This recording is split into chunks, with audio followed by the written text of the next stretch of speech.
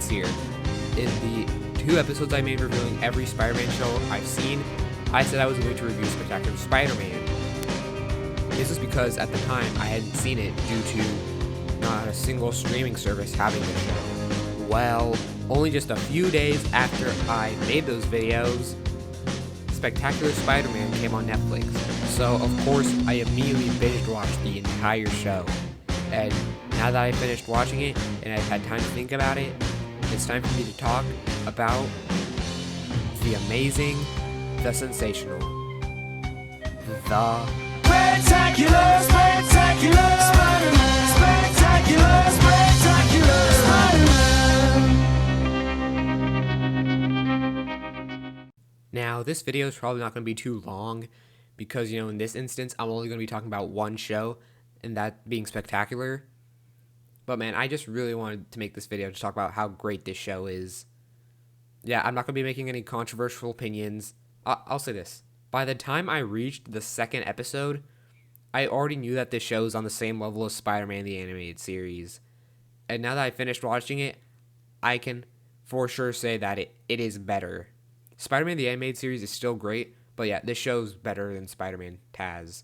There's so many good things to say about this show. First of all, I'll talk about Josh Keane as Spider-Man. He's easily my second favorite Spider-Man. And I was already saying that before I seen this show because, he was great in stuff like Spider-Man, Edge of Time, and Shattered Dimensions.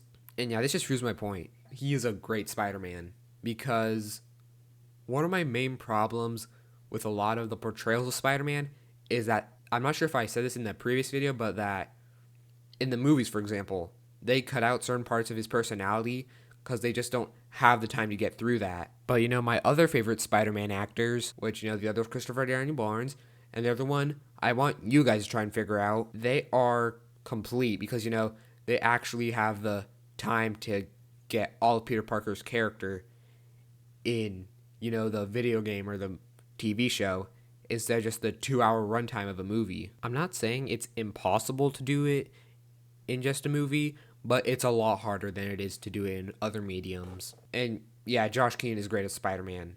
It's just, wow, there's so many good things to say about this show.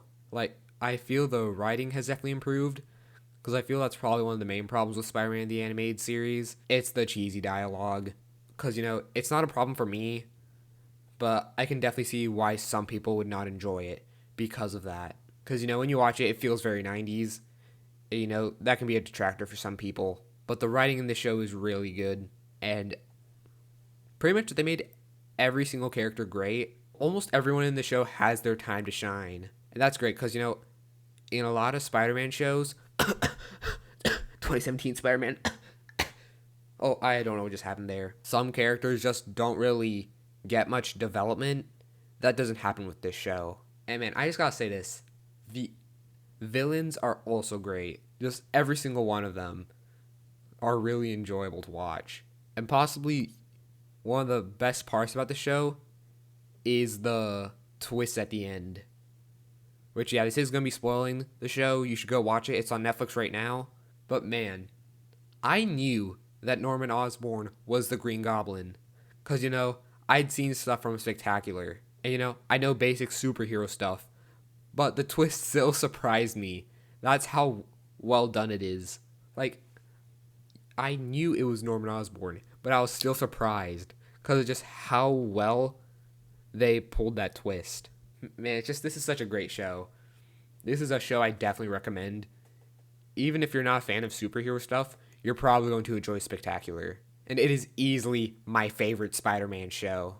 Man, it is such a shame that Spectacular was canceled because of Disney buying the rights to Marvel. And that this show's practically in television purgatory because how confusing the thing is, where Disney owns the right to making Spider-Man shows, but Sony owns the right to making Spectacular Spider-Man. So it would be almost impossible for the show to get continued. But man, I just definitely want to see the Spectacular Spider-Man return. If Spectacular Spider-Man returns in Spider-Verse, which, to be honest, considering all the characters that have been either rumored or confirmed Spider-Verse, it actually could be possible, that would be the greatest thing. So yeah, that's my opinions on Spectacular Spider-Man. Not different from anyone else. It is a masterpiece. So yeah, unless Spider-Man the new animated series or the 60s Spider-Man show magically appears on a streaming service, that's probably going to be the last I talk about Spider-Man shows. So yeah, this is going to be it. I hope you all enjoyed, and if you did enjoy this video, check out some of my other videos, and if you really enjoyed this video, subscribe. And yeah, I hope you all enjoyed, and I'll see you guys in the next one.